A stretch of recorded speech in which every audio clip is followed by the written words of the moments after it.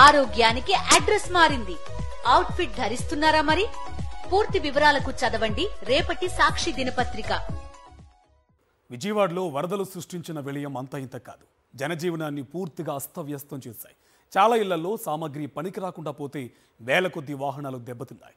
రోజుల కొద్దీ సామగ్రి వరద నీటితో పాటు బురదలో చిక్కుకుపోవడంతో అపార నష్టం వాటిల్లింది. పక్షం రోజులు కావస్తున్నా విజయవాడను బురద వీడలేదు. చాలా డివిజన్లలో దయనీయ పరిస్థితులు కనిపిస్తున్నాయి.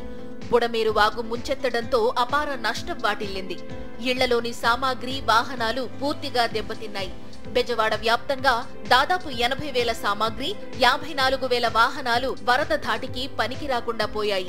Air filter, engine oil, wiring complaint, battery complaints ఇవి వస్తున్నాయి. ప్రజెంట్ వారంటీలు ఉన్నా సరే బ్యాటరీలకు వారంటీలు ఇవ్వట్లేదు. టెంపరీగా రన్ అయ్యేటట్టు చేసేవ్వండి అని చెప్తున్నారు.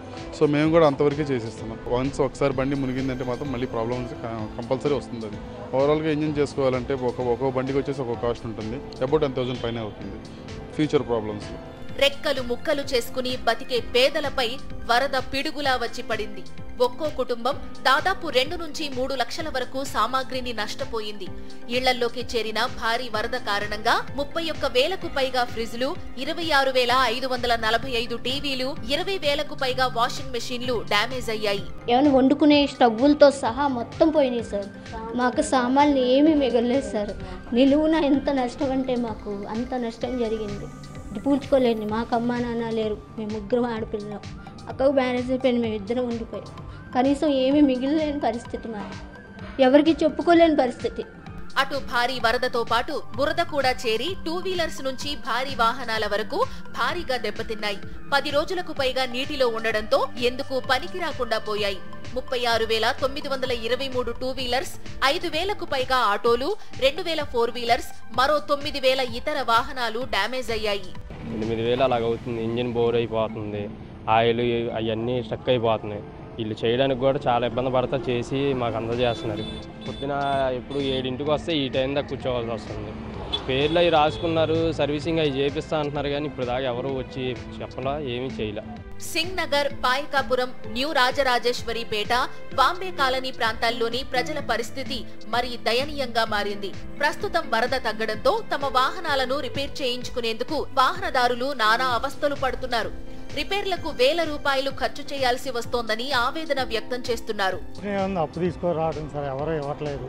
చేస్తానంటున్నారు, ఏం చేసేది ఏం కాదు. అట్లా ఒక బండి వచ్చి 20,000 30,000 అప్పులే తీసుకొచ్చి కట్టాలా? ఇంట్లో పొజిషన్ ఏంటి? కిందాకి లేదు, ఏమీ లేదు. మరి ఎవరో ఇచ్చేది లేదు. ఇస్తానంటున్నారు 3 నెలలకు 4 నెలలకు. అంటే అప్పుడు దాకా ఇళ్ళలో ఖాళీగా ఉంటారా? పనులు లేవు, ఎవరో ఇవ్వట్లేదు. ఇప్పుడు చేసుకోవాలంటే 20,000 30,000 బళ్ళకి. మళ్ళీ ఈ 10 రోజులు పట్టిద్ది. మళ్ళీ తిరగాలి, మళ్ళీ ఆగిపోతున్నాయి. ఎవరి దగ్గర రూపాయి ఉండట్లేదు సార్. బెజవాడ వరద నష్టం అంచనాలో ప్రభుత్వం ఇంకా నిర్లక్ష్యంగానే ఉంది. వరద కారణంగా జరిగిన నష్టంపై ప్రాథమిక స్థాయిలో వివరాలు సేకరించారు. ఆ వివరాలను మరోసారి వెరిఫై చేసి 1-2 రోజుల్లో ప్రభుత్వానికి నివేదిక సమర్పించనున్నారు. నష్టం అంచనాకే ఇన్ని రోజులు పడితే ఇక సహాయం ఎప్పుడు అందుతుందని బాధితులు ఆవేదన వ్యక్తం చేస్తున్నారు. క్రాస్ వెరిఫై చేసుకుని సబ్మిట్ చేయడం కోసం జిల్లాధికారులని, మండల స్థాయి అధికారులని రీవెరిఫికేషన్ కోసం టీమ్స్ వేయడం జరిగిందండి. వాటన్నిటిని రీవెరిఫై చేసిన తర్వాత రేపటికి ప్రభుత్వానికి నివేదిక ఇవ్వడం జరుగుతుంది. కింద ఉండే వాళ్ళని రికార్డ్ చేస్తూ పైన ఉండే వాళ్ళ కష్టాన్ని కూడా రికార్డ్ చేయడం జరుగుతుంది. ప్రభుత్వం నిర్దేశించిన స్కేల్ ప్రకారము వాళ్ళకి ఎక్స్‌గ్రేషియా ఇవ్వడం జరుగుతుందండి. ఓవైపు ఇళ్లల్లోకి చేరిన బురదను తొలగించడంతో పాటు సామాగ్రిని రిపేర్ చేయించుకునే పనిలో పడ్డారు ప్రజలంతా. భారీ వరద కారణంగా కట్టుబట్టలు తప్ప ఏమీ మిగల్లేదని ఆవేదన వ్యక్తం చేస్తున్నారు.